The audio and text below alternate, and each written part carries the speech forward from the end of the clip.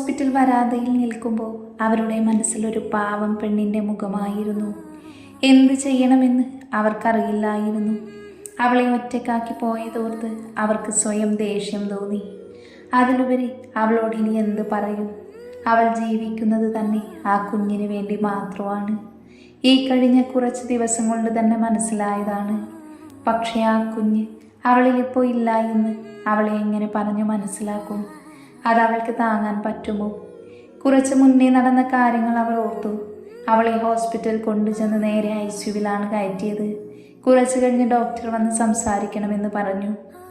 നിങ്ങൾ അവരുടെ ആരാണ്? ഞങ്ങളുടെ ബന്ധുവാണ് ആ കുട്ടി. ഞങ്ങളൊരു പാർട്ടിക്ക് പോയതാണ്. തിരിച്ചു വരുമ്പോൾ നിങ്ങൾക്ക് ബോധമുണ്ടോ? ഒരു പ്രഗ്നന്റ് ലേഡിയെ ഒറ്റയ്ക്ക് നിർത്തി ആരെങ്കിലും പോകുമോ? സർ, ഞങ്ങൾ പറഞ്ഞിട്ട് കാര്യമില്ല. ഇനി ഞങ്ങളുടെ മുന്നിൽ അബോർഷൻ മാത്രമേ വഴിയുള്ളൂ.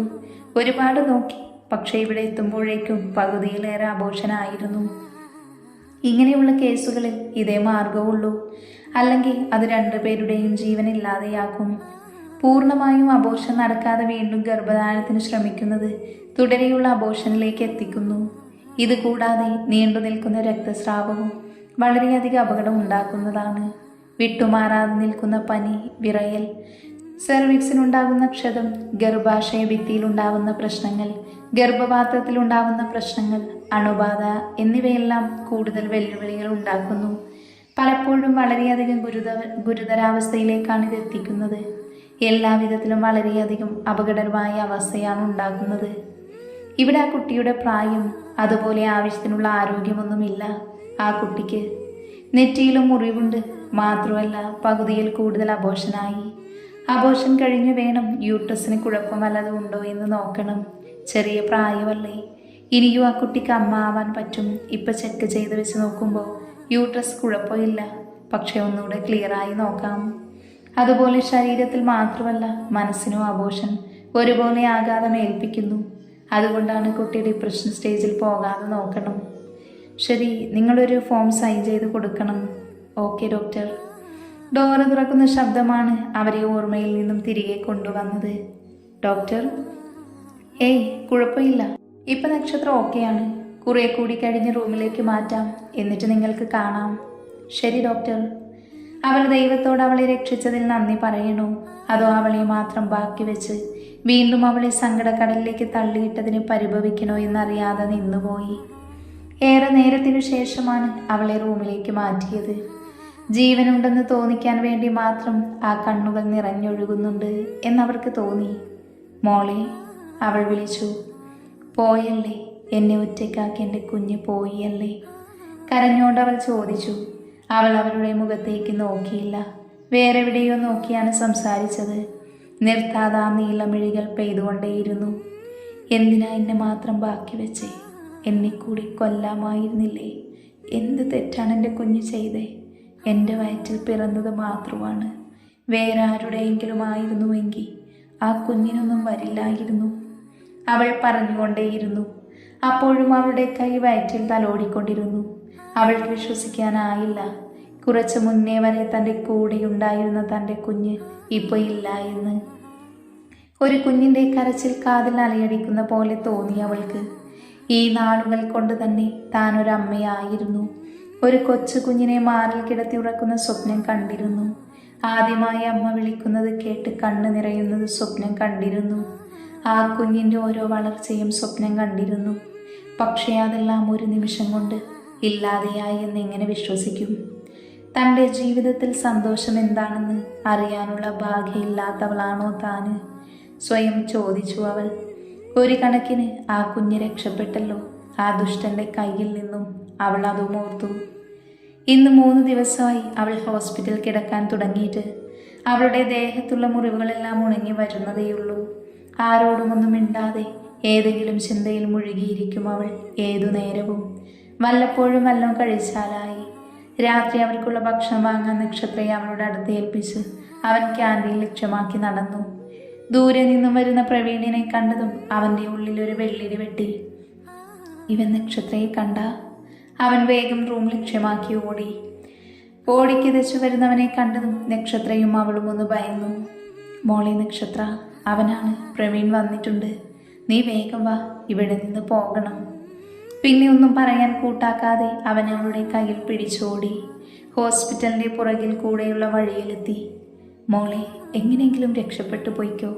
അവനിപ്പോൾ ഇങ്ങോട്ട് വരാതെ ഞാൻ നോക്കിക്കോളാം. റൂമിൽ അവൾ ഒറ്റയ്ക്കാണ്. ഞാൻ പൊക്കോളാം. അങ്ങനെ പറഞ്ഞുവെങ്കിലും എന്ത് ചെയ്യണമെന്ന് അവൾക്കറിയില്ലായിരുന്നു.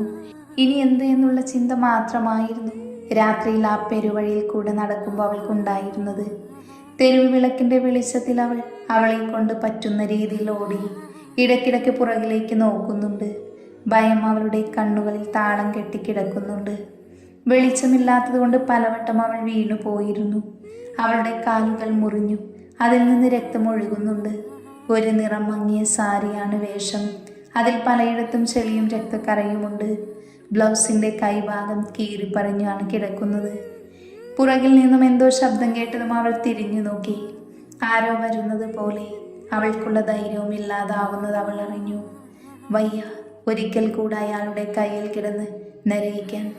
അതിലും നല്ലത് മരണമാണ്. അവൾ പുറകോട്ട് നോക്കി ഓടിയതുകൊണ്ട് മുന്നിൽ നിന്ന് വന്ന വണ്ടി കണ്ടില്ല. പെട്ടെന്നായതുകൊണ്ട് ആർക്കുമൊന്നും ചെയ്യാനും പറ്റിയില്ല. വണ്ടി ബ്രേക്ക് പിടിച്ചപ്പോഴേക്കും അവൾ നിലത്തേക്ക് വീണു പോയിരുന്നു. അത്രയും പറഞ്ഞവൾ അവരെ ഒന്ന് നോക്കി. പലപ്പോഴും അവളുടെ വാക്കുകൾ മുറിഞ്ഞു പോയിരുന്നു. പല സ്ഥലത്തും ശബ്ദമിടറി. കരഞ്ഞു കലങ്ങിയ കണ്ണുകളുമായി അവൾ സാമിനെ ഒന്ന് നോക്കി. അവളുടെ കണ്ണുകൾ ചുവന്ന് കലങ്ങിക്കിടന്നിരുന്നു. തൻ്റെ മുന്നിൽ ആ നീലമിഴികൾ നിറയുന്നത് സാമിന് സഹിക്കാൻ കഴിയുന്നതിലും അധികമായിരുന്നു. ആ കരഞ്ഞു കലങ്ങിയ കണ്ണുകൾ തന്നെ കൊല്ലാതെ കൊല്ലുന്നത് പോലെ തോന്നി അവന്. പക്ഷേ ഇപ്പോൾ അവൻ്റെ കണ്ണുകളും നിറഞ്ഞൊഴുകുകയായിരുന്നു. അവൻ ആരെയും നോക്കാതെ എണീറ്റുപോയി. ആരോൺ മിഴിയുടെ അടുത്ത് ചെന്നിരുന്നു. അവൻ്റെ കണ്ണുകൾ നിറഞ്ഞൊഴുകിയിരുന്നു. എന്ത് പറയണം അവളോട് എന്ന് അവനറിയില്ലായിരുന്നു. അവൻ അവളെ തൻ്റെ നെഞ്ചിലേക്ക് ചേർത്ത് പിടിച്ചു. അവളുടെ തലയിൽ തലോടിക്കൊണ്ടിരുന്നു. അച്ചായ, മിഴി അവനെ വിളിച്ചു. സാരില്ലടാ പൊന്നെ, അച്ചായനില്ലേ? കരയേണ്ട കേട്ടോ എൻ്റെ കൊച്ച്. ഇതെല്ലാം കണ്ടുകൊണ്ടിരുന്ന സനയും കരയുകയായിരുന്നു. അവൾക്കൊന്നും അനങ്ങാൻ പോലും ആയില്ല. ഒരു നിമിഷം മിഴിയുടെ സ്ഥാനത്ത് താനായിരുന്നുവെങ്കിൽ എന്ന ചിന്ത പോലും അവളെ ഭയപ്പെടുത്തി. അതുപോലെ തന്നെ ഇതുവരെ തന്നെ ഒന്ന് തല്ലുകയും ചെയ്യാത്ത ആരോണിനോട് അവൾക്ക് ബഹുമാനം തോന്നി. അവളുടെ കരച്ചിൽ കണ്ട ആരോൺ അവളെ കൂടെ തൻ്റെ നെഞ്ചിലേക്ക് ചേർത്ത് പിടിച്ചു. സാമിന് തൻ്റെ നിയന്ത്രണം നഷ്ടമാകുന്നത് പോലെ തോന്നി. മിഴി, തൻ്റെ പെണ്ണ്, എന്തെല്ലാം അനുഭവിച്ചു അവൾ. ആ കണ്ണുകൾ നിറയാൻ കാരണമായവൻ ഏതവനാണെങ്കിലും താൻ വെറുതെ വിടില്ല. കൊല്ലാതെ കൊല്ലും ഞാൻ അവനെ. ജനിക്കണ്ടായിരുന്നു എന്ന് തോന്നണം അവന്. അവൻ്റെ കണ്ണുകൾ വന്യമായി തിളങ്ങി. അവൻ്റെ ദേഷ്യമെടുത്ത് കാണിക്കാനെന്ന പോലെ അവൻ്റെ കഴുത്തിലെ ഞരമ്പുകൾ തെളിഞ്ഞു വന്നു. ദേഷ്യവും സങ്കടവും എല്ലാം കൂടി കലർന്നൊരു ഭാവം. അവളുടെ കരഞ്ഞു കലങ്ങിയ നീലമിഴികൾ ഓർമ്മയിൽ തെളിഞ്ഞു വന്നതും അവൻ ശക്തിയിൽ തൻ്റെ കൈകൾ രണ്ടും ചുരുട്ടി ഭിത്തിയിൽ പഞ്ച് ചെയ്തു. ഒരു തരം വാശി പോലെ അവൻ പഞ്ച് ചെയ്തുകൊണ്ടിരുന്നു. അവൻ്റെ കൈകൾ മുറിഞ്ഞ് രക്തം വന്നു. എന്നിട്ടും അവൻ അത് നിർത്തിയില്ല. മിഴി അനുഭവിച്ച വേദന ഓർക്കുമ്പോൾ അവൻ ഭ്രാന്ത് പിടിക്കുന്നത് പോലെ തോന്നി. മിഴി മോളെ, മതി കരഞ്ഞത്. ഇത്രയും നാളും കരഞ്ഞില്ലേ? ഇനി വേണ്ട മോളെ. സാം, അവനെ അറിയാലോ. നിന്റെ കണ്ണ് നിറഞ്ഞ സങ്കടം അവനാണ്. അവന് ദേഷ്യം വന്ന ആ കാട്ടുപോത്ത് എന്തൊക്കെ കാണിക്കുമെന്ന് എനിക്കറിയൂല. അതുകൊണ്ട് കരച്ചിലൊക്കെ നിർത്തി നല്ല കുട്ടിയായിരുന്നേ. അച്ചായനല്ലേ പറയുന്നേ. മിഴി അതിനൊന്ന് മൂളി. സനക്കൊച്ചെ, നീ മോളെ കൊണ്ട് അകത്തേക്ക് പൊക്കോ. ഞാൻ അവനെ ഒന്ന് നോക്കിയിട്ട് വരാം. ആരോൺ ചെല്ലുമ്പോൾ ഭിത്തിയിൽ പഞ്ച് ചെയ്യുന്ന സാമിനെയാണ് കാണുന്നത്. ഒരു നിമിഷം ആരോൺ ഭയന്നുപോയി. അവൻ്റെ കൈകളിൽ നിന്നും രക്തം ഒഴുകുന്നുണ്ടായിരുന്നു. വല്ലാത്ത ദേഷ്യത്തിലാണ് അവൻ അത് ചെയ്യുന്നത്. ആരോൺ വേഗം ചെന്ന് അവനെ പിടിച്ചു മാറ്റി. എന്ത് നീ കാണിക്കുന്ന സാമേ? നിനക്ക് വട്ടുണ്ടോ? നിനക്ക് വേദനയൊന്നുമില്ലേ? എടാ എൻ്റെ മിഴി, അവളൊരു പാവല്ലടാ. അവൻ എങ്ങനെ തോന്നിയടാ അവളെ? എന്തോരം അനുഭവിച്ചു എൻ്റെ മിഴി. എത്ര ഇഷ്ടത്തോടെയുള്ള റിലേഷൻ ആയാലും വേദനയല്ലടാ. അങ്ങനെയുള്ളപ്പോൾ അവളുടെ സമ്മതമില്ലാതെ അവൾ എത്ര അധികം വേദനിച്ചു കാണും. ആ കുഞ്ഞ് എന്ത് തെറ്റ് ചെയ്തു? അതിനെ പോലും അവളുടെ അച്ഛനെന്ന് പറഞ്ഞു നടന്നവനുണ്ടല്ലോ, അയാൾ ചത്തത് നന്നായി. ഇല്ലെങ്കിൽ ഞാൻ ആദ്യം അയാളെ കൊന്നേനെ. വീണ്ടും ദേഷ്യത്തോടെ പഞ്ച് ചെയ്യാൻ പോകുന്നവനെ ആരോൺ തടഞ്ഞു നിർത്തി. എൻ്റെ സാമേ, അതിന് നീ നിന്റെ കൈ ഇങ്ങനെ കളഞ്ഞതുകൊണ്ട് എന്ത് കാര്യടാ ഉള്ളേ? ഒരു കാര്യം പറഞ്ഞേക്കാം, എനിക്കൊന്നും വയ്യ ഹോസ്പിറ്റൽ കെട്ടിയെടുക്കാൻ ഈ രാത്രിയിൽ. മര്യാദയ്ക്ക് മാറിപ്പൊക്കോ നീ, എന്നിട്ട് മിഴിയുടെ അടുത്തേക്ക് ചെല്ല്. അവളും കരഞ്ഞുകൊണ്ടിരിക്കുക. എനിക്കവൾ അങ്ങനെ കാണാൻ വയ്യടാ ആരോണേ. കരഞ്ഞു കരങ്ങി ആ നീലമിഴികൾ കാണുമ്പോൾ എൻ്റെ നെഞ്ചിൽ കത്തി കുത്തിയിറക്കുന്ന പോലെയാണ്. സാമിൻ്റെ കണ്ണുകൾ നിറഞ്ഞിരുന്നു. പൊടുന്നനെ അവളുടെ ദേഷ്യം നിറഞ്ഞു. ആരോണേ, ആ പ്രവീൺ, അവനിപ്പം മിഴി അന്വേഷിച്ച് നടക്കുവായിരിക്കും. അവൻ ഇങ്ങോട്ട് വരുന്നതിന് മുന്നേ നമ്മൾ അങ്ങോട്ട് അവനെ തേടി ചെല്ലണം. നീ എന്താ സാമേ പറഞ്ഞു വരുന്നേ? ആരോൺ ചോദിച്ചു. അവൻ അന്വേഷിച്ച് നടക്കുന്നത് നമ്മുടെ കയ്യിലുണ്ട് എന്നറിഞ്ഞാൽ അവൻ വരും ഇവിടെ. വരുത്തണം അവനെ ഇവിടെ. നീ എന്താ പറയുന്നേ?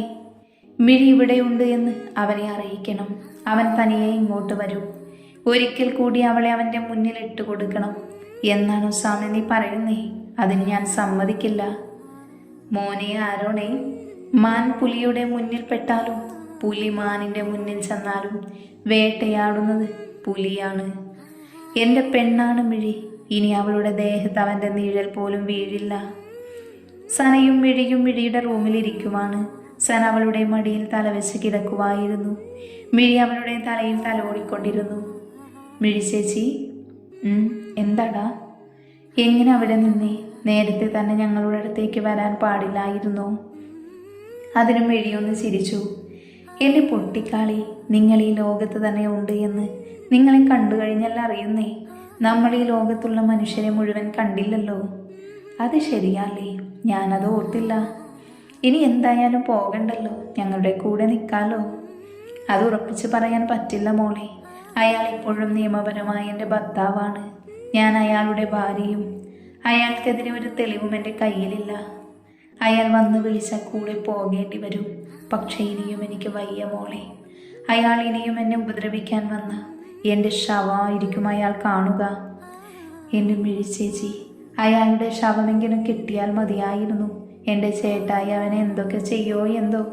സന ആ നിമിഷം മനസ്സിലോർത്തു. എൻ്റെ സനമോളെന്താ ആലോചിച്ച് കൂട്ടുന്നേ? ഒന്നുമില്ല, ആ ദുഷ്ടൻ എങ്ങനെ മരിക്കുമെന്ന് ആലോചിച്ച് നോക്കിയതാ.